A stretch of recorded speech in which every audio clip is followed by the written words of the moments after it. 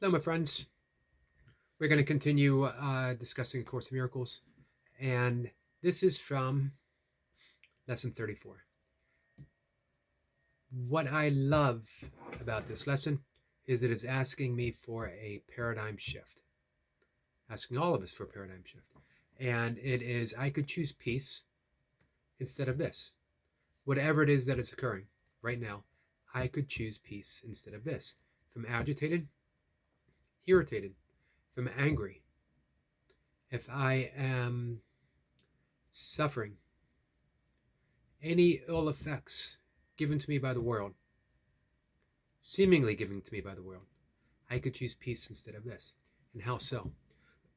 How can I control an external event that is causing me unrest, that is disrupting my peace?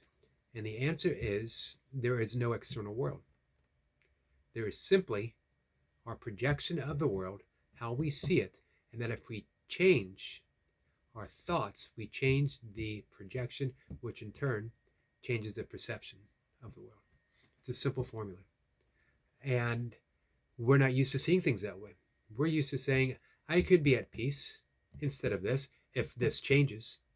If this person was kinder, if this person was not yelling at me, if this person only thought more like me, I could choose peace instead of this if this wasn't a horrible traffic jam, if this wasn't insecurity on job market, on relationship, on whatever.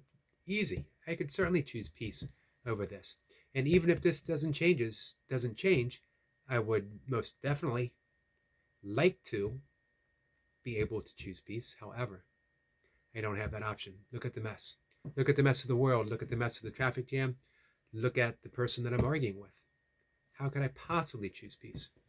And the Course says you need to switch everything around. You need to choose peace now to see a different world.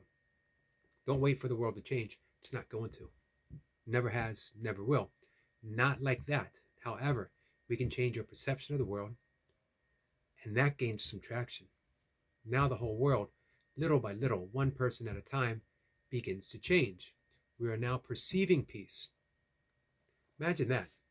Imagine just one person being able to choose peace instead of the external circumstances of the world, and demonstrated that. And people wondered. People looked. Here's what generally happens. They get upset. They get angry. They crucify. And then they build a religion around that person. Hence Christianity.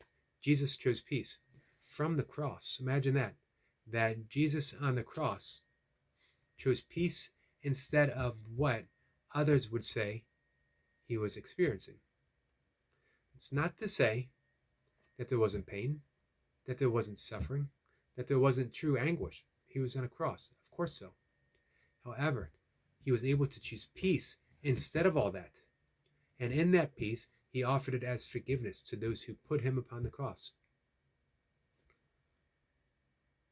It's so inspiring, a religion that somehow made an idol of the cross instead of the act itself, instead of that act of choice, instead of that act of forgiveness that extended from that peace. So here's a great line. Peace of mind is clearly an internal matter. It must begin in your own thoughts and then extend outwards. It is from your peace of mind that a peaceful perception of the world arises. Peaceful perception of the world arises. Beginning with you. We always want to wait. I'm going to wait until the next person. I'm going to wait until we have enough people, and then I'll join in. It begins with you. And it begins right now. Everything is an opportunity. Every day, every drive to work, every exchange at the office, every rude comment on social media, I can choose peace instead of this. And a peaceful world comes from your new perception. Amazing. Let me know how it works, guys. Give it a try. Take care.